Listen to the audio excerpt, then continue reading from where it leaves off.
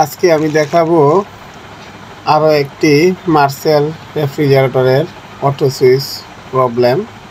Auto switch প্রবলেমের কারণে নর্মালে আইস হয়ে যাওয়ার প্রবলেম।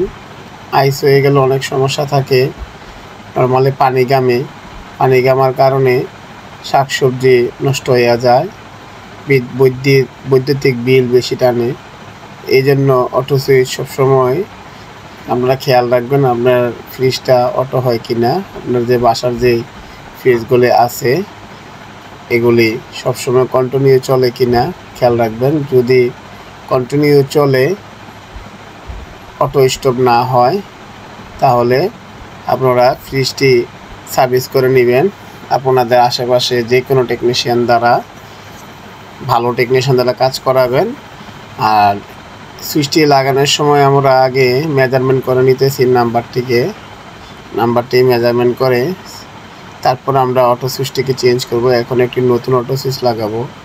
অটো সুইচটি যে বেলুসটি আছে, এই বেলুসটি আমরা নর্মাল যে চেম্বার বা আমরা ইভাপোরেটর বলি, এই ইভাপোরেটরের একটি প্রান্তে ঢুকাই দেব।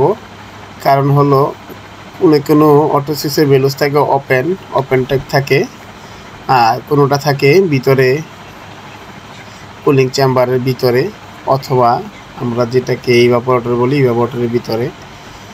তো বেলুসটি ওইখানে ঠান্ডা পাইলে তখন পর্যাপ্ত পরিমাণে যখন নর্মালটি ঠান্ডা হয়ে যাবে, আমাদের খাবার দাবার রাখার পর নর্মালটি যে পর্যাপ্ত পরিমাণে ঠান্ডা হবে, তখন ইনশাল্লাহ অটোটি যদি ভালো থাকে ওই সেন্সরটি সিগন্যাল দিবে সুইচটিকে, তখন সুইচটি ইনশাল্লাহ ভিতর থেকে কিছু সময়ের জন্য অটো স্টপ হয়ে যাবে। এটি একটি মার্সেল রেফ্রিজারেটর নিউ মডেল।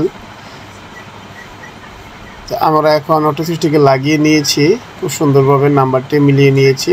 তো এইভাবে সুন্দরভাবে লাগাবেন, পুরো বেলুসটা ঢুকাবেন না, যতটুকু প্রয়োজন এর মাঝে অতটুকু ঢুকাবেন, কারণ এর মাঝে অনেকটা নির্ভর করে কত সময় বন্ধ থাকিবে, কত সময় চলবে, সেই টাইমটা এর মধ্যে নির্ধারিত থাকে। এরকম নতুন নতুন ভিডিও পেতে আমার চ্যানেলটিকে সাবস্ক্রাইব করুন এবং বেল আইকন চাপুন।